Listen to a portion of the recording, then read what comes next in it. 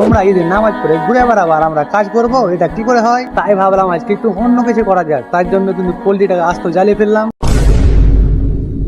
So hello guys, সবাইকে good morning. আমি হচ্ছি মাহারুল আর আমি বর্তমানে আছি কেরালাতে। সো তোমরা তো জানোই যে আমি একটা চ্যালেঞ্জ নিয়েছি 50 দিনে 50,000 টাকা নিয়ে দেখাবো এই কেরালার মাটিতে। সো আজকে হচ্ছে তার 19 নম্বর দিন দিয়ে আমাদের মিস্ত্রিরা বলছে আজকে বাড়ির দিকে যেহেতু ঈদ মানে আজকে কাজে যাব না। তো ভাই কি বলবো, আমি তো হেল্পার, মানে মিস্ত্রিরা কাজে না গেলে আমি গিয়ে কি করবো? তো মিস্ত্রিরা বলছে প্রতিদিন তো কাজই করি, আজকে একটু অন্য কিছু করা যাক। সো তোমরা তো ভিডিওর ক্লিপ দেখে বুঝতেই পারছো যে আজকে আমরা কি করতে যাচ্ছি। তো এই যে দেখতে পাচ্ছ মানে গোটা পোল্ট্রিকে ভাই আজকে কিন্তু রান্না হবে, মানে একটু কাটাকুটি কিছু হবে না। তো দেখা যাক শেষ পর্যন্ত কি হয়, আসলে খাবারটা কিরকম হচ্ছে না হচ্ছে তো দেখতে পাবা। তো যা যা মাল মিটা লাগে সব রেডি করে একদম ভিতরে ভরতে শুরু করে দিল, এই যে দেখতে পাচ্ছ। তো ভাই এদের আইটেম দেখে তো মানে আমাকে খুবই ভালো লাগছে। তো আসলে খাবারটা কেমন হচ্ছে না হচ্ছে দেখা যাক শেষ পর্যন্ত।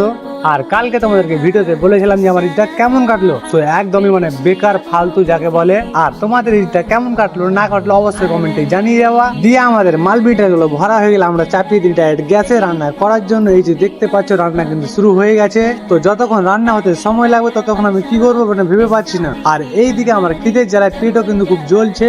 আর তোমরা আমাকে অনেকে কমেন্ট করছো যে আমি বাড়ি কবে যাবো। ভাই আমি নিজেও জানি না মানে কবে বাড়ি যাব না যাব, তো দেখা যাক কবে যাওয়া হয়। সো ফাইনালি অনেকক্ষণ অপেক্ষা করার পর আমাদের খাবারটা রেডি। তোমরা দেখতে পাচ্ছ মানে কালারটা কিন্তু একদম সেই এসছে।